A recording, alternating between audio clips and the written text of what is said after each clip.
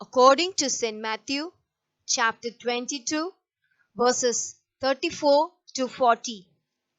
When the Pharisees heard that Jesus had silenced the Sadducees, they came together, and one of them, a teacher of the law, tried to trap him with a question.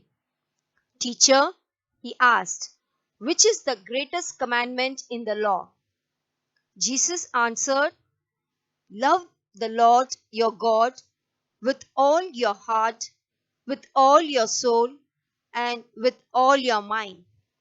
This is the greatest and the most important commandment. The second most important commandment is like it.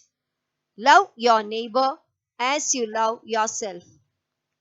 The whole law of Moses and the teachings of the prophets depend on these two commandments. Thanks be to God.